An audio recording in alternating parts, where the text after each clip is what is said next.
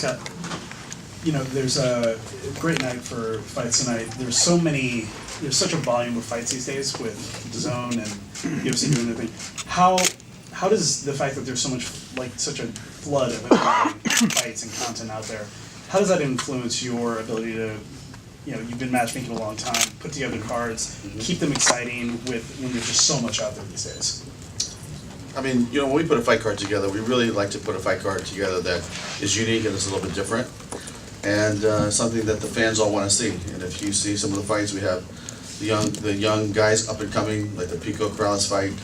That was a contender, but not a contender match, but I mean, you know, like somebody that's, you know, still has a big career ahead of him. And then we did the Legends fight with Fedor. You know, Bader not so much. He still has a big, you know, career ahead of him. But you know, we like to put in brand names against other brand names and see what happens. So that's what you saw tonight, something for everybody. With that in mind, how important and how satisfied are you with the future star building? Guys like Pico who are having sort of ups and downs so far in this young career.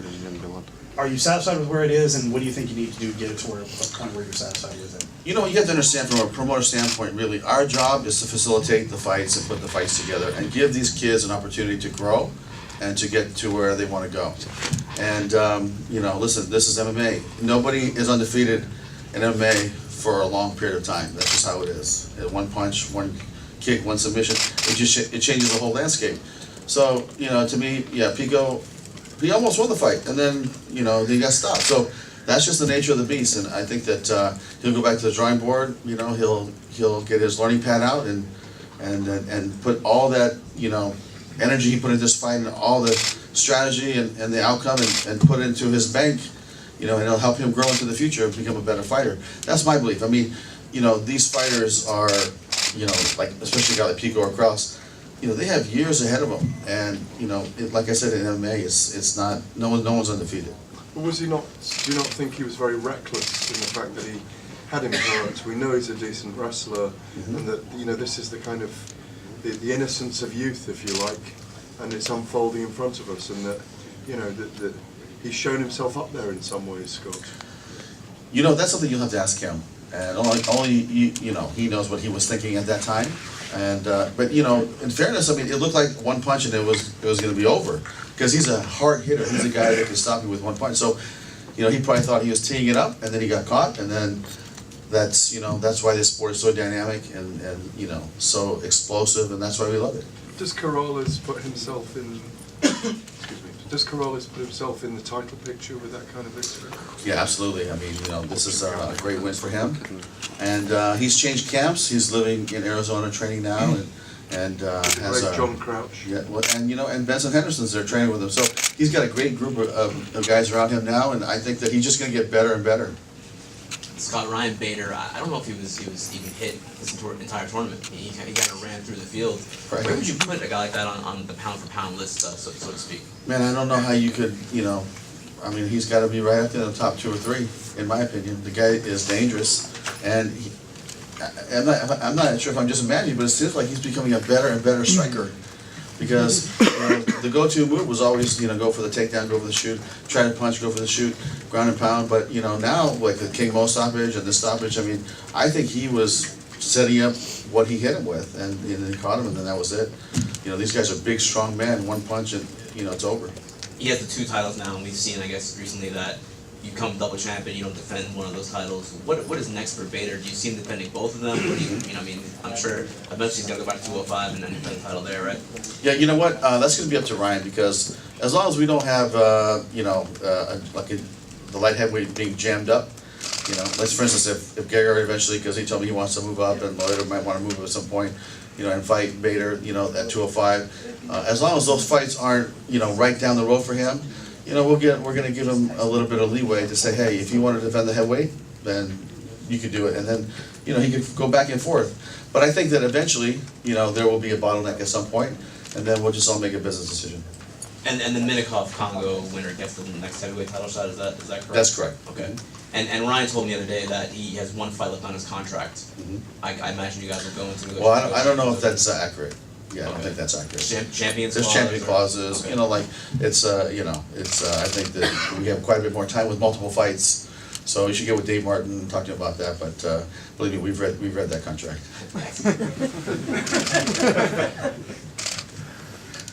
Kevin, nice to see you. Good to see you. Good evening, Scott. You're friends with Federer. He's in knockout. Yes. Are you disappointed? You know, I'll tell you, my job is to put the best fighters in there that we can, and I think that we did that tonight. And you never want to see a friend get hurt, but you know, it was one shot, and when I saw him leave, he seemed to be okay. So at least he's not hurt seriously, and you know, I hope that he's fine. But yeah, it is, you know, it's never easy to see your friends, you know, get hit, get knocked out, and get hurt. Do you think will he fight again? That's really up to him. You know, that's really up to Fedor. And you know, I think that we had a relationship, you know, that lasted for many years, and he fought for me back in Strikeforce. And Fedor, he doesn't have to fight again. He's already done it all. You know, to me, he's the greatest heavyweight of all time. He had such a great run. But really, it's really going to be up to him when he decides to finally, you know, put it to rest. And the last question: his contract is off now. Mm-hmm. That's correct.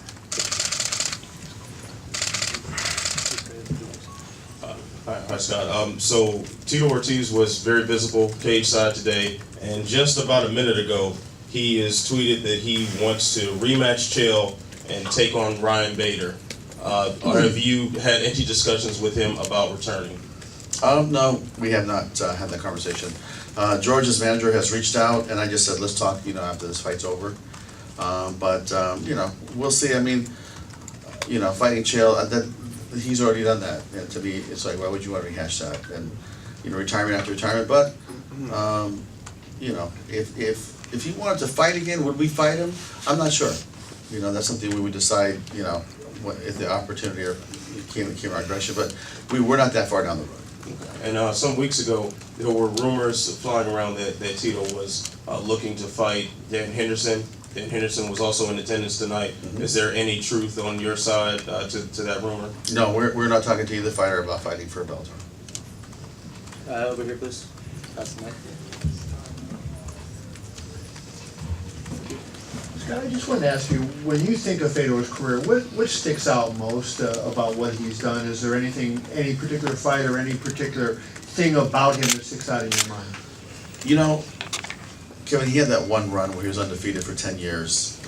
And in that 10 years, unlike today, because leagues are, you know, whether it's boxing or mixed martial arts, combat sports in general, sometimes the best guys don't fight the best guys all the time, right? Because of politics or networks or whatever it is. So he fought everybody. You know, Fedor didn't duck anybody. Read his list of accomplishments of who he's fought.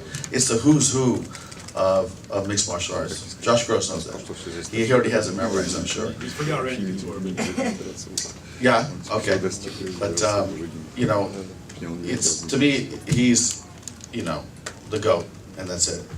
And I think that, you know, it goes back to he is a guy that fought everybody that he was presented with.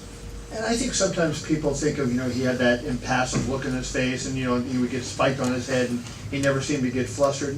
What kind of impact do you think that had in the cage? Like a guy that he just seemed so cool under heavy fire, under duress, never let himself get, you know, up. Do you think that had an impact and helped him win fights and maybe build the mythology that surrounds him?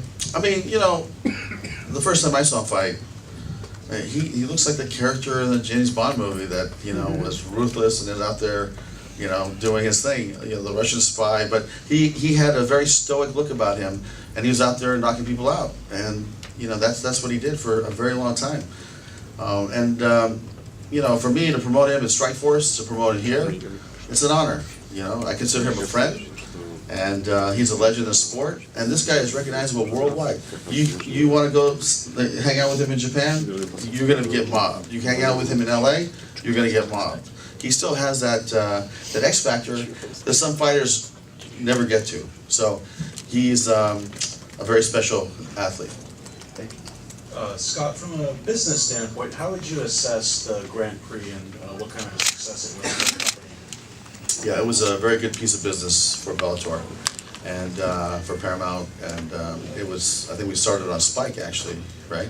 So it's a very good piece of business. It's a piece of business that was good internationally for us because all these fights are distributed all around the world. You know, we have distribution deals in 160 countries around the world, and you know, for sponsorship, activation, sponsors, you know, the people loved it because we didn't just have a tournament. We had a tournament with 8 of, you know, some of the biggest brand names in mixed martial arts, and you know, Ryan Bader chose to be the king, and he's gonna defend that belt, and we'll go forward from there. And it actually worked out for you guys because there was supposed to be the UFC show today in Los Angeles as well. How do you envision coming to the LA market soon again? And if so, when would that be? Yeah, you know, we traditionally come here on this weekend every year, right? And you know, coming to LA once a year, I think has worked. We promote 30 shows. We're going to promote 32 shows this year all over the world. We're launching a European series February 9th in Newcastle. So we're going to be very busy, but we do have fights that I just think make a lot of sense here. When I think of Lyoto Machida fighting, I think of LA, someplace in LA. When I think of, you know, when I think of Gegard Mousasi fighting, I think of Los Angeles. So a lot of great fighters here. Pico's still here. AJ McKee's from here. There's a great, you know, talent bit here in Los Angeles for Bellator, and we're going to continue promoting in the Los Angeles area once a year for sure, maybe twice a year. 1 or 2 more, guys. Thanks, Scott. In leading up to the fight, I think during media day, Fedor said this, through his interpreter, of course. He said, "This, being fighting, is not a passion. This is a necessity. The necessity to come and to stand for the owner of your country." What do you make of that statement? What do you think he meant by that? You know, I can only speculate, but I can tell you this. When I called him to come fight in this tournament, or start fighting for Bellator, he said to me, "I have to go speak to Vladimir Putin." And I said, "Really?" He said, "Yeah, because I'm running his mixed martial arts program for the country." And I said, "Okay, well, let me know how that goes." And 2 weeks later, he called. He said, "Okay, I have his approval." So he had to go to, you know, the leader and the president and get his permission and his blessing. And I'm telling you right now, if he would have said no, Fedor would not be fighting. So he respects him a lot, and he, you know, what you know, your statement there, that's really what it comes down to, is that, you know, he's fighting for. I always said, I fight for God and I fight for my country.